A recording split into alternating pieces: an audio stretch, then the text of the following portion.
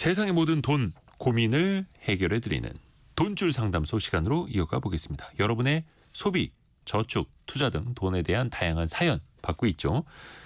저희 KBS 1라디오 성공예감 2대5입니다. 홈페이지에 돈줄 상담소 게시판이 따로 있거든요. 거기에다가 최대한 자세하게 꼼꼼히 글을 올려주실수록 채택 확률이 올라갑니다. 선물도 3개나 챙겨드리죠. 에어프라이어, LED 스탠드, 그리고 건강기능식품 와이즈 부스터까지 3종 세트가 나갑니다. 자, 돈줄 상담소 김경필 머니 트레이너와 함께합니다. 안녕하세요. 네, 반갑습니다. 김경필 멘토님을 기다리시는 분들이 참 많습니다. 아, 예, 감사합니다. 돈줄 날 각오를 하고 기다리시는 거죠. 네. 오늘 사연은요. 초등학생 2학년 3학년 아들 둘을 키우고 계시는 4인 가구예요. 네. 남편은 프리랜서 타일 기술자라고 하십니다. 오, 예. 그리고 아내분께서 보내주셨는데 육아휴직 중이라고 하네요. 걱정은 이겁니다. 소득이 들쑥날쑥한데 아무리 일을 해도 마이너스 생활입니다라는 거예요. 좀 일단은 수입부터 뜯어볼게요.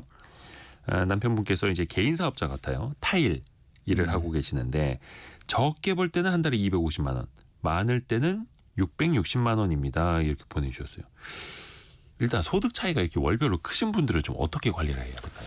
네, 아마 많은 분들이 고민하시는 게 이제 월급을 똑같이 12분의 1로 받는 분들은 월급 관리가 되게 쉬운데 이렇게 막 소득이 들쑥날쑥하게 되면은 야, 이거 돈 관리가 좀 어렵다 이렇게 말씀하시는데 제가 이제 우리 돈줄 상담소를 통해서 여러 번 말씀을 드렸지만 저수지 통장이라는 게 있죠. 네. 저수지라는 게 이제 우리가 시골에 가 보면은 가물 때 물이 부족하면 저수지에서 물을 퍼오고 비가 많이 올 때는 물을 좀 저수를 해놓는 거 아니겠습니까? 자, 제가 한번 예를 들어볼게요. 지금 이분이 한 달 월 평균 소득을 550으로 잡았다 이렇게 써주셨거든요. 네. 그럼 550으로 잡았다라는 것은 매달 550이 들어오지는 않지만 평균적으로는 550 정도 된다. 네. 이런 이야기죠. 예를 들면 1월 달에 500이 들어왔다. 그럼 50이 부족하죠.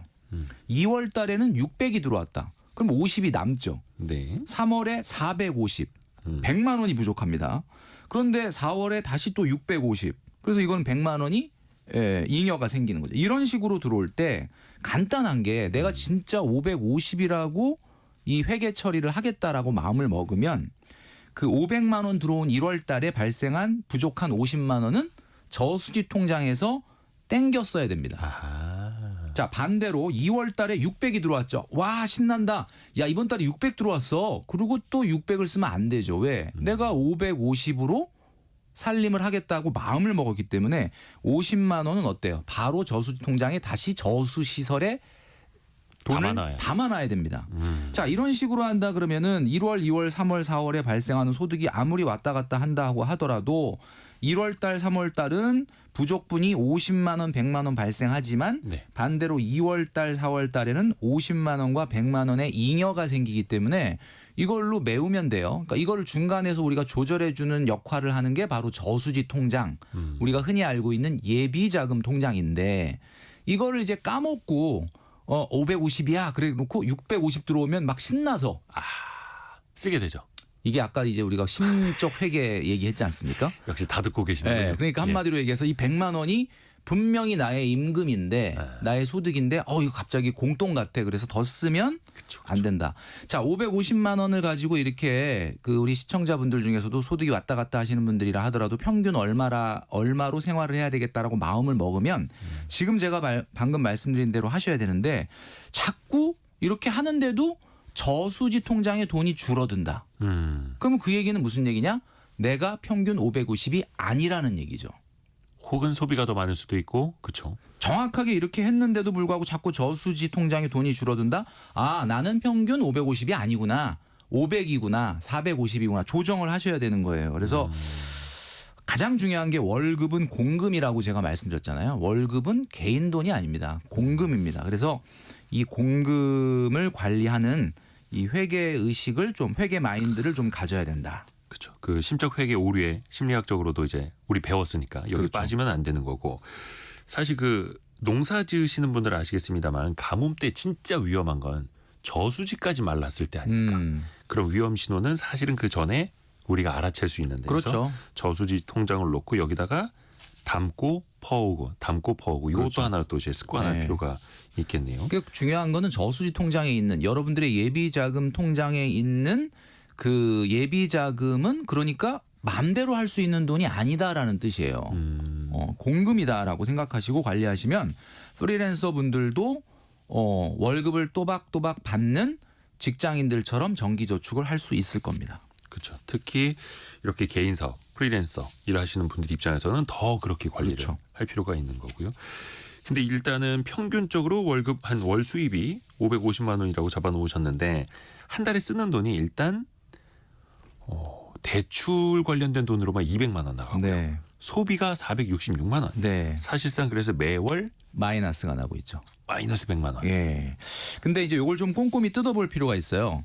근데 이분의 경제적인 어려움, 마이너스가 지금 나고 있으니까 당연히 답답하다. 이거 어떡하지라고 하고 돈줄 상담소에 문을 두드리셨는데 네.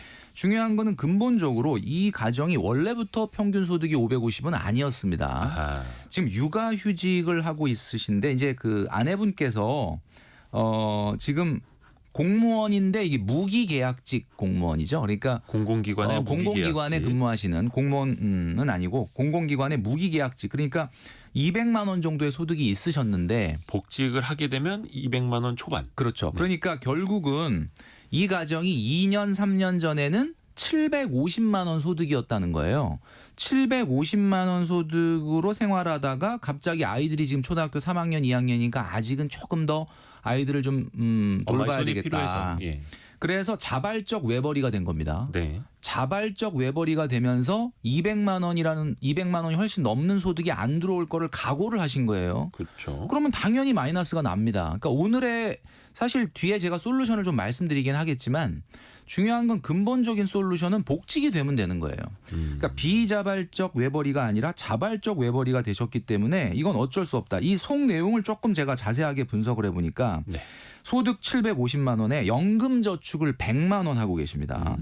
그리고 지금 대출이 있는데 주택이 2개가 있으시거든요. 빌라와 아파트. 거기에 이 대출을 주택담보대출을 받으시고 그다음에 그 공제회 대출, 공제회 대출을 받으셔가지고 원금 상환. 그러니까 아까 이제 기자님이 얘기해 줄 때는 한 200만 원 정도가 대출 관련해서 나간다 그랬는데 원리금이. 정확하게 얘기하면은 이자는 95만 원 정도 나갑니다. 그러니까 실제 한 100만 원 정도는 사실은 저축을 하는 거라고 봐야 돼요. 원금 상환이니까. 네. 그러니까 연금 저축 100만 원에 원금 상환 100만 원 하면 200만 원 정도는 그래도 저축을 하고 있으니까 만약에 750만 원이었을 때로 가정하면 저축률이 한 27%, 30% 조금 안 되는 수준이니까 네. 아주 나쁘진 않거든요. 아주 나쁘지 않다. 근데 갑자기 자발적 외벌이가 되면서 마이너스가 나기 시작하니까 이거 어떡하지? 지금 이런 상황이라서 근본적인 문제는 빨리 맞벌이로 복귀하면 당장 해결될 수 있는 문제고 당장 이제 맞벌이로 복귀가 안 된다고 하면은 제가 뒤에 말씀드리겠지만 과연 이 주택이 지금 상황에서 맞나? 이런 것에 대한 어떤 의문을 좀 생각해 볼 필요가 있다. 그래서 오늘 예. 사연은 말이죠. 이 지금 저희 우리 돈줄 상담소에 몇 주째 계속되고 있는 내용이 대한민국 중산층의 문제입니다. 그러니까 소득은 솔직히 말씀드리면 이 가정이 지금 복직만 하시면 그렇게 낮은 편이 아니거든요. 네네네. 우리가 작년 기준으로 대한민국의 5분위 가구 평균 소득이 하위 20%가 121만 원, 굉장히 적죠. 2분위가 290만 원, 3분위가 400만 원인데 4분위 그러니까 상위 20% 바로 밑에 네.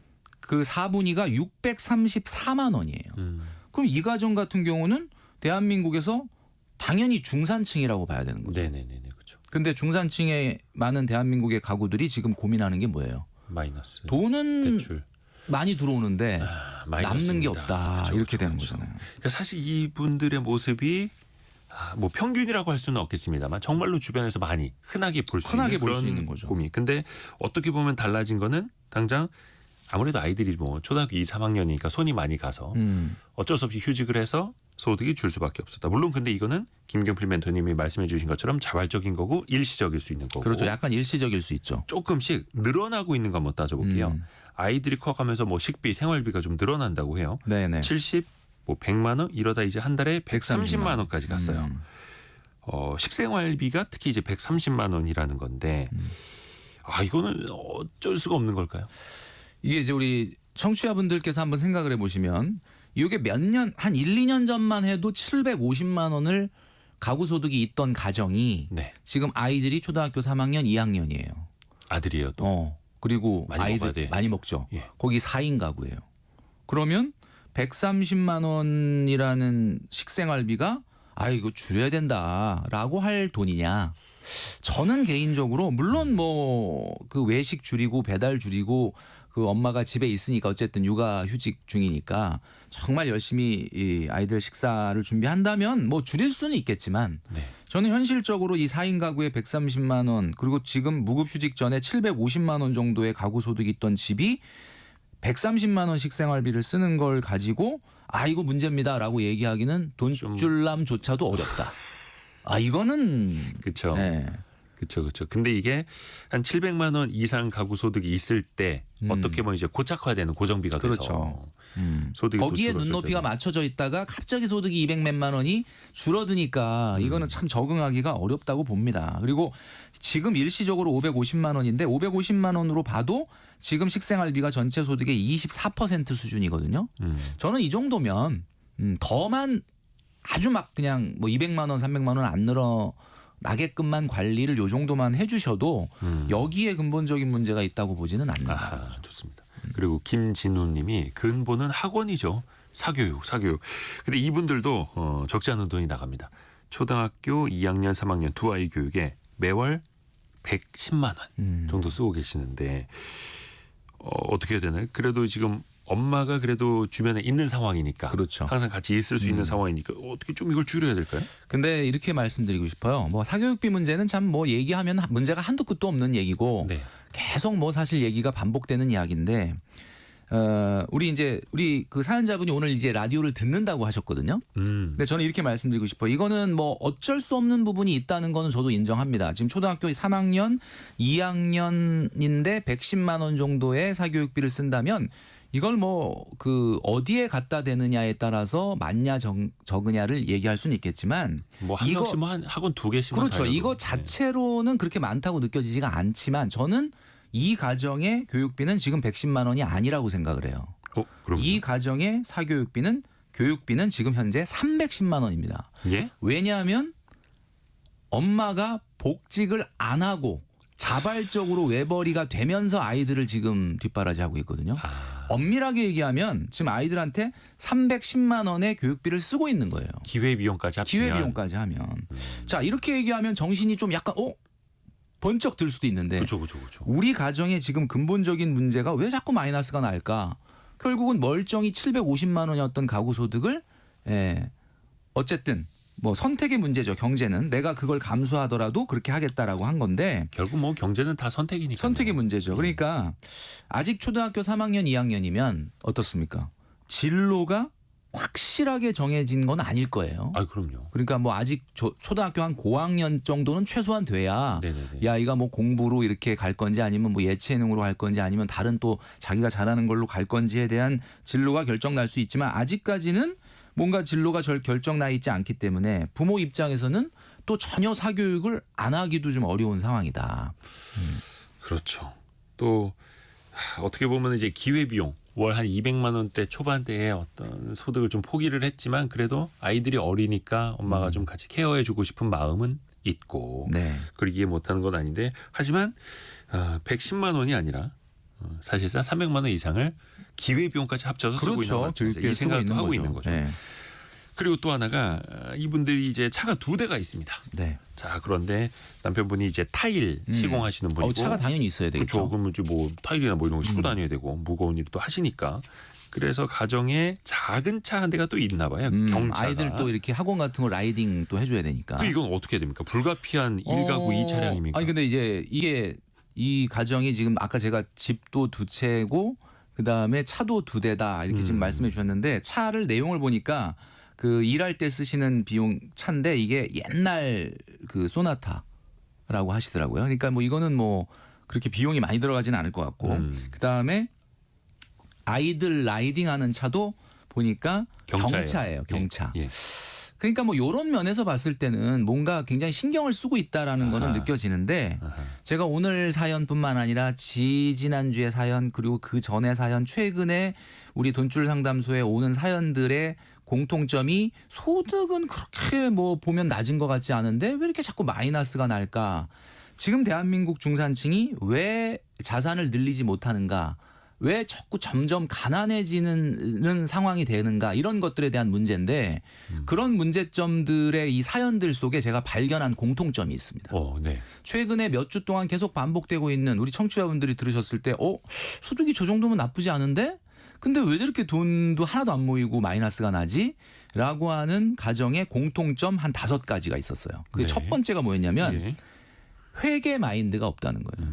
이분도 지금 적어주실 때 소득 550 이렇게 적어주신 다음에 갑자기 타일 할 때 쓰는 비용이 한 40만 원 또 교통비 나갑니다. 네. 이렇게 적어주셨다는 거는 지금 개인 소득과 사업 소득이 또 구분이 잘 안 되고 있는 거죠. 그리고 분명히 얘기하면 이 5월에 종합소득세 신고할 때 세금 나올 텐데 이거 세금은 따로 모아 놓으셨는지 또 제가 궁금하거든요. 그러니까 이렇게 뭔가 자꾸 돈은 많이 버는 것 같은데 마이너스가 나는 가정들의 공통점 5가지 중에 첫 번째는 뭔가 이렇게 회계적 마인드가 없다는 거예요. 두 번째, 정기저축을 두려워합니다. 왜 정기저축을 두려워하느냐? 나는 소득이 이게 들쑥날쑥해가지고 이게 정기저축을 못하겠어. 이렇게 얘기하는 거죠. 네. 아까 제가 말씀드렸던 것처럼 저수지 통장을 통해서 550이든 600이든 딱 살림을 정했으면 그거에 맞춰서 하시면 정기저축할 수 있다. 지금 이분 정기저축 안 하고 있고 개인연금 100만 원 물론 그것도 정기저축이라고 볼 수는 있겠지만 그다음에 세 번째가 선택과 집중이 없어요. 그러니까 이제 이런 대다수의 중산층의 가정 소득이 높은데 이상하게 마이너스 나는 가정을 보면 선택과 집중이 없다. 선택과 집중이 뭐냐면 이런 거예요. 차를 양보할 수 없다. 우리는 차는 무조건 2대여야 한다. 뭐 이해가 되죠. 이런 가정에서는. 그렇죠. 그러면 그 대신에 좀 다른 거를 좀 뭔가를 안 하는 게 있어야 되거든요. 그러니까 예를 들면 이런 겁니다. 네. 부모님 용돈을 다 드려요. 부모님 용돈 드리는 건 너무 좋은 일이죠. 근데 부모님 용돈을 우리는 양가에 드려야 되니까 그 대신에 좀 다른 거를 안 하겠다. 이런 게 돼야 되는데 부모님 용돈 다 드려요. 그리고 또 뭐 하냐면 이 집은 아니지만 이 가정은 아닌데 뭐 예를 들면 반려견을 키워. 그러니까 반려견 키우는 건 나쁜 거 아니죠. 반려견 키우고 부모님 용돈 다 드리고 그다음에 기부를 합니다. 기부하는 거 좋은 거죠. 다 좋은 거예요. 각각 뜯어서 보면 나쁜 게 어디 있습니까? 반려견 키우고 부모님 용돈 드리고 기부하고 보험료 많이 내고 이런 거 다 좋잖아. 근데 아니 이게 뭔가 내가 뭘 하나를 좀 하려면 다른 거는 조금 양보를 해줘야 되는데 선택과 집중이 안 된다. 그리고 또 하나가 제가 좀 전에 말씀드렸던 것처럼 너무 과다한 보험료를 낸다. 이제 이 집은 아닙니다만 그다음에 또 할부와 렌탈이 많아요. 그러니까 제가 지금 쭉 말씀드렸던 뭐 회계 마인드가 없고 정기저축이 없고 선택과 집중이 약하고 그다음에 보험료를 너무 많이 내고 할부하고 렌탈이 너무 많고 이런 것들이 미래에 발생하는 비용 의식이 결여돼 있는 상태거든요. 당장 나가는 돈은 얼마 안 돼 보이니까 그냥 괜찮아 이렇게 얘기되는 거죠. 그래서 이 우리 오늘 사연자님도 내가 뭔가 힘을 주려면 다른 건 힘을 좀 빼줘야 되는데 두루두루 다 좀 그러니까 차만 딱 놓고 보면 문제가 없죠. 네. 옛날 중고차에다가 그렇죠. 경차에다가. 괜찮은데? 근데 이제 하나하나 뜯어 보면은 다 할만한데 이게 같이 합쳐지니까 비용이 너무 증가가 된다는 거죠. 그래요. 그래서 이게 참 세부적으로 나눠 보면은 참 줄이기 힘든 것들 뿐이에요. 그게 또 뭉쳐서 마이너스가 돼요. 그러니까 뭐 돈줄 상담소 찾아오시는 거긴 한데 아까 그 말씀하신 것처럼 이제 개인 사업자신데 세금 통장을 따로 운영을 하고 있는지 이거 진짜 꼭 체크를 해봐야겠네요. 그렇죠. 그래서 퐁당퐁당이 아니라 항상 준비되어 있는 준비돼 있어야죠. 저수지 통장처럼. 근데 이분이 이제 개인 사업을 하시다 보니까 건강보험료도 그렇고 국민연금도 그렇고 다 이제 지역 가입자로서 내야 되지 않습니까? 맞아요. 이 부담도 또 만만치 않더라고요. 뭐 직장인 같은 경우는 딱 그 정률로 해서 7% 반반 부담 회사하고 회사가 본인이 내주니까 내주지만 이 지역 가입자 같은 경우는 본인의 재산과 소득에 따라서 나가게 되는데 또 이분이 그렇죠. 재산이 또 지금 현재 소득이나 순자산에 비해서는 또 집이 2채나 있기 때문이다 보니까 지금 이제 정리를 해보면은 아파트도 있고 빌라도 지금 있거든요. 이런 상황이다 보니까 이게 부담스러운데 이건 뭐 그렇다고 국민건강보험료를 줄일 수 있는 방법은 사실은 없거든요. 이거는 뭐 어쨌든 내야 되는 지금 그런 상황이다. 그러니까 이런 것들도 굉장히 좀 부담스러운 상황이 아닐까라는 생각이 드는 거죠. 그러다 보니까 건보료도 꽤 나오고 이게 또 그 자산 가치랑 더 연동이 되기 때문에 네네. 그래서 이분들의 고민이 또 이어질 수밖에 없습니다. 근데 그 일단 집 이야기는 뒷부분에 해보고요. 네. 일단 소비 몇 가지만 더 이야기를 해보면 4인 가구가 아직 자녀가 초등학교 2학년 3학년인데 통신비가 월 23만 23만 원이라고 합니다. 요건 어떻게 봐요? 많죠. 그러니까 그냥 하나만 뜯어보면은 문제가 없어. 통신비 23만 원 사인 거고 그 정도 나오지 이렇게 얘기하지만 지금 우리 상황을 놓고 봤을 땐 사연자님은 마이너스가 나고 있는 상황이잖아요. 네. 그런 상황에 비추어 보면 우리가 이런 옛날에 사연이 있었거든요. 네. 한 달에 월급 250만 원 타는데 별다방에서 한 달에 30만 원 씁니다. 이거 과소비인가요? 이런 거 물어보는 사연이 있었는데 어떻게 생각하십니까? 250만 원을 버는데 한 달에 30만 원을 별다방에 가서 쓴다. 과소비죠. 근데 이분 같은 경우는 혼쭐나야죠. 대신에 옷 사지 않고 술도 안 먹고 담배도 안 피고 배달도 안 시킨다고 합니다. 내 인생에 오로지 커피. 오로지 나는 별다방 가는 게 취미다. 그거 과소비 아닙니다. 아 그러네요. 그러니까 다 이게 오락 무슨- 비용까지 다 개념을 당연하죠. 합쳐버리면 그러니까 제가 뭘 말씀드리냐면 하나하나 뜯어보면은 안 돼요. 종합적으로 봤을 때 250만 원인데 취미, 레저 이런 문화생활 하나도 안 하고 옷도 안 사 입고 술, 담배도 안 하고 나는 그게 취미니까 한 달에 30만 원 쓰겠다. 그럼 당연히 쓸 수 있는 거죠. 그러니까 이게 무슨 얘기냐면 통신비 23만 원만 보면 뭐 그럴 수 있지 않나? 근데 지금 우리 사연자님의 상황에서는 이거는 안 된다. 이건 구조조정을 해서 당연히 15만 원 이내로 낮추셔야 됩니다. 제가 봤을 때는요. 이 통신비 23만 원에 분명히 스마트폰 단말기 할부금 들어가 있습니다. 그럼요. 예. 그러니까 대부분의 분들이 이거를 통신료라고 생각을 하세요. 통신료가 아니죠. 내구재를 그렇죠. 할부로 구입한 거죠. 고가의 IT 기기, 즉 내구재를 구입하신. 구입한 거죠. 이거 사실은 좀 나눠서 생각을 해야 돼. 그래서 제가 우리나라 아까 얘기했잖아요. 국민들이 할부와 렌탈이 내가 안 쓰는 것 같아도 뒤져보면 할부 있어, 렌탈이 있어. 굉장히 많다는 거예요. 그래서 우리나라 국민들이 통신요금 비싸다라고 체감하는 것 중에 하나가 이 할부금, 맞아요. 단말기 할부금이 있다라는 거고요. 이분들이 근데 보험료도 50만 원을 내고 계시네요.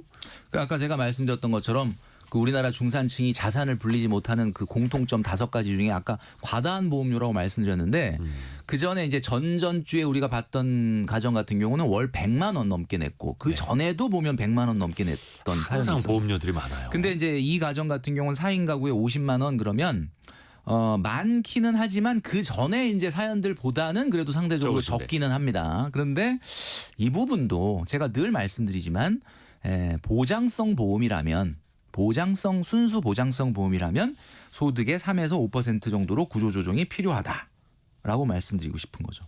한 5% 이하로. 그렇죠. 그럼 거의 한 30만 원. 30만 원이면은 충분히 4인 가구에 필요한 실손 보험이라든지 안보험이라든지 뭐 이런 것들을 가입할 수 있다. 또 OTT 구독료, 음식물 처리기, 정수기 요거는 월 4만 원 나가는데 뭐 이거를 건드릴 수는 없을 것 같아요. 근데 이제 큰 금액도 우리가 아니고. 금액은 4만 원인데 우리가 어떤 구조조정을 할 때 고정비 구조조정을 할 때 늘 말씀드리는 게 내가 어떤 것을 결단을 해가지고 구조조정을 해서 아끼는 돈을 계산을 해보니까 10만 원이더라. 예. 가만히 생각해보니까 에이 그냥 하자. 그냥 10만 원 뭐 그거 아껴서 뭐해. 그죠. 이렇게 생각하잖아요. 예.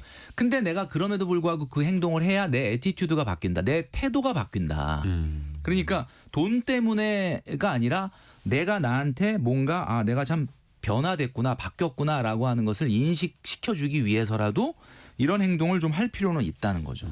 그리고 아까 그 통신비에 대해서 좀 줄일 필요 있다고 말씀해 주셨는데 이용하 님이 핸드폰은 공기계로 구매해서 알뜰 요금제 쓰시면 새 식구 기준으로 월 27,000원 나옵니다라고. 오, 예, 훌륭합니다. 훌륭하신 분이에요. 예. 지금 김경필 멘토님의 얼굴이 활짝 피셨습니다. 갑자기. 요런 사연을 중간중간에 이렇게 딱 이렇게 보내주실 때마다 그쵸. 뭔가 이렇게 굉장히 천군만마를 얻은 것 같은 느낌? 굉장히 좋습니다. 막 나 혼자 이렇게 힘들게 설득을 하려고 하다가 이럴 때 또 우리 청취자분들이 탁탁 이렇게 우분. 토스를 해주시면은 너무 좋은 것 같아요. 부분들이 가끔 이렇게 등장을 하십니다. 맞아요. 많이 또 여러분의 의견도 보내주세요.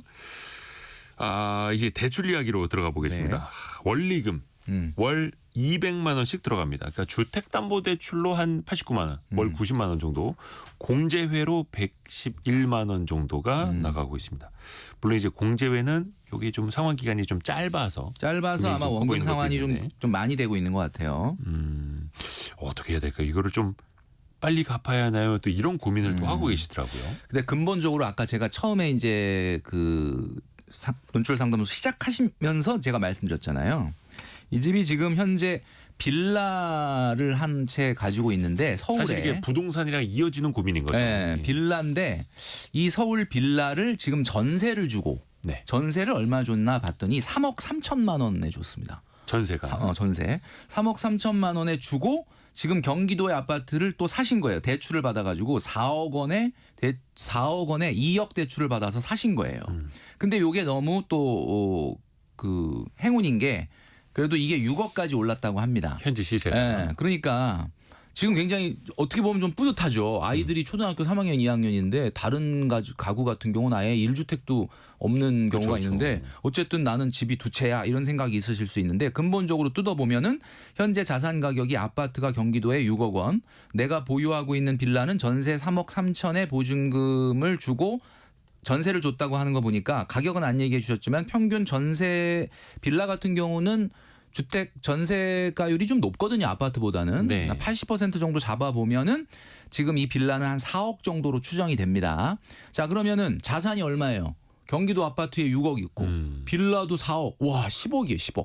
물론 부채가 있습니다만. 그러니까 이것만 생각하면 야, 이거 난 진짜 괜찮구나. 이렇게 생각할 수 있는데 여기서 대출이 주담대 2억 있고 그다음에 전세 보증금 3억 3천이 아하. 부채잖아요. 전세 보증금도 집주인 입장에서는 부채죠. 그렇죠. 5억이 넘어요. 그러니까 결국은 순자산은 현재 4억 8천입니다. 자, 그럼 전 여기서 의문이 드는 게 우리 청취자분들도 의문이 드실 것 같아요. 네. 지금 현재는 막 마이너스가 나고 있는 가정이고 순자산이 4억 8천인데 굳이 2주택을 전략을 가져가야 되는 이유가 뭘까? 대출까지 받아서 이자를 지금 이분들이 이자만 원금 상환하는 거 빼고 이자만 거의 100만 원을 내고 있거든요. 그래서 저는 이런 생각이 들었어요. 대출을 받아서 얼마나 대단한 곳에 투자를 하길래 마이너스까지 나는 것을 감수하면서 2주택일까라고 생각을 했는데 그 역시 기회비용이니까. 네, 그런데 보니까 서울에 빌라다. 그러면 여러분 아시겠지만 요즘 최근에는 아파트 가격도 조금 뭐 아주 굉장히 상위 입지 말고는 조금 좋지 않죠. 좋지 않고 빌라도 미래에 엄청나게 밸류가 있는 부동산이 아니잖아요. 그러니까 저도 그래서 혹시나 뭐 재개발 재건축을 좀 염두에 두고 사신 건가 여쭤봤더니 그건 또 아닌 것 그것도 같더라고요. 아니고. 예. 그러면 이 가정 같은 경우는 굳이 100만 원이라고 하는 엄청난 기회비용을 그냥 마이너스를 내면서까지 계속해서 버리면서 비용으로 쓰면서까지 굳이 붙잡고 있는 빌라의 밸류가 미래에 굉장히 뭐 엄청난 그 성장 가능성이 있다면 이해가 되는데 그것도 아니고 아파트도 아니란 말이에요. 그러니까 저는 근본적으로 솔루션을 좀 말씀드리고 싶은 게 빨리 1주택으로 전환하셔서 부채를 해결하고 단기 저축을 하시는 게 어떨까. 근데 이분이 이런 생각을 하실 수는 있어요. 많은 분들이 빌라가 엄청나게 올라갈 것 같지는 않지만 그럼에도 불구하고 대출까지 껴서 이걸 붙잡고 버티는 이유가 뭐냐. 나중에 임대소득을 좀 염두에 둔 게 아니냐. 아하. 이렇게 생각할 수가 있거든요. 근데 지금 전세기는 한데. 그러면 빨리 돈을 모아서 전세 세입자의 전세금을 밀어내고 전세 보증금을 다운시켜야 그 차액만큼을 월세로 전환할 수 있지 않습니까? 그렇죠. 지금 보통 우리가 보면은 아파트는 서울 같은 경우에 1억당 50만 원 정도로 월세 전환이 가능하고 빌라는 1억당 40만 원 정도 전환이 가능하거든요. 네네네. 그러면은 이분이 2주택이라고 하는 실익 없는 이런 상태가 아니라 집을 하나 처분을 하든가 아니면 처분하지 않고 임대소득을 받을 것 같으면은 연금 저축 100만 원을 할 게 아니라 빨리 단기 저축을 해서 그 목돈으로 보증금을 다운시켜야 되는 거죠. 그러니까 그러니까 전세 보증금 일부를 돌려주고 일부를 돌려주고 월세를 차라리 한 120만 원 받는 걸로 돌리는 게 그렇죠. 연금저축 100만 원보다 나을 수 있다. 훨씬 나을 수 있죠. 그러면 그 120만 원을 받아서 다른 이자 나가지 않게 기회비용을 또 하나 세이브할 수도 그렇죠. 있고. 자, 여기서 이제 여러분들이 오해하시면 안 되는 게 연금저축은 미래의 현금 흐름을 만들려고 하는 거고 지금 단기저축을 해서 이 빌라에다가 전세보증금을 다운시켜서 그 차액만큼을 월세로 전환하는 거하고는 어떤 차이가 있냐. 어떤 게 수익률이 높냐는 지금 현재 시점에서 정확한 예측을 하기는 솔직히 어려워요. 그렇지만 이 가정이 마이너스를 내면서까지 그거를 할 정도로 미래 가치가 높지 않다는 거는 분명하다. 근데 이분들이 그 서울에 있는 빌라를 이제 갖고 계시는 게 일단은 이제 아이들이 커가면서 경기도에 있는 조금 넓은 집으로 가기 위해서 아파트로 이사를 하신 것 같은데 또 다시 서울에 있는 빌라로 갈까? 다시 거기로 들어갈까? 이런 또 고민을 하시더라고요. 네네네. 왜냐하면 이제 또 일하실 때 남편분이 좀 멀어서 좀 힘드신가 봐요. 그런데 제가 봤을 때는 현실적으로 지금 경기도의 아파트는 신축이고 그다음에 빌라는 구축일 가능성이 높죠. 네. 그리고 이미 아이들이 3학년, 2학년이에요. 지금 결심을 해서 움직인다고 시도를 해도 4학년, 5학년, 자칫 잘못하면 5학년, 6학년에나 시도가 가능할 수도 있는데 네. 이미 아이들은 학교에서 커뮤니티가 다 형성돼 있어요. 친구도 다 형성돼 있고. 그러니까 현재 상황에서는 물론 뭐 이사를 전학을 가서 또 거기 가서 또 새로운 친구 사귀고 하면 되는 거 아니냐라고 얘기할 수도 있지만 현실적으로 봤을 때는 지금 두 분이 막 마이너스가 나고 있는 이런 상황에서는 지금 갑자기 옮긴다는 것도 제가 봤을 때는 조금 쉽지 않지 않을까라는 생각을 하는 거죠. 그래서 결국은 뭐 이거 집을 정리해야 되는 그러니까 남편분께서는 빚에서 좀 자유로워지고 싶다. 아파트도 좀 가격이 올랐고 하니까 좀 빚 그렇죠. 청산을 좀 해보자 해서 다시 뭐 좀 작거나 좀 불편하더라도 서울 빌라로 다시 돌아가자라고 하신대요. 근데 요거는 사실 가정 내에서 그렇죠. 선택을 결정을 하셔야 해야 될 일이고. 문제인데 제가 아까 이제 이 집의 근본적인 그 문제는 복직. 그다음에 두 번째는 2주택을 유지할 거냐 말 거냐의 문제. 이 두 가지의 문제에서 해결이 돼야 됩니다. 이 두 가지의 문제에서 제가 말씀드리는 솔루션은 이거예요. 이건 뭐 제가 지극히 개인적인 의견이기 때문에 반드시 꼭 이걸 해야 된다라는 건 아닌데 제 생각에는 그렇습니다. 첫 번째 연금 저축을 중도 해지하시고 또는 연금 저축 펀드라고 하셨으니까 네네네. 납입 중지가 가능해요. 아하. 해지 안 하더라도. 그렇죠. 해지는 안 하고. 그러니까 예. 납입 중지하고 원금 상환이나 목돈 마련에 우선 방점을 두시고 노력을 하셔라. 당연히 복직이 되신다면은 금방 갚으실 수 있습니다. 그래서 나중에 2주택을 굳이 고수를 하시려고 한다면은 빨리 임대소득으로 월세 전환을 해서 받으실 수 있는 준비를 해야 된다. 그러려면 연금저축펀드는 일단 중도 해지하고 중도 해지가 아니라 납입 중지를 하고 그죠. 원금 상환 모으는데 노력을 해라. 이게 첫 번째고요. 두 번째는 1주택으로 전환하는 것을 심각하게 생각해 보셔야 된다. 정말 죄송한 얘기지만 실거주가 아니고서는 빌라는 미래 밸류가 없습니다. 실거주하는 경우는 밸류가 있죠. 왜냐하면 내가 그 빌라에서 거주한다 하더라도 내가 주거 비용을 다른 데다가 안 쓸 수 있게 해주는 아주 고마운 주거이자 그죠?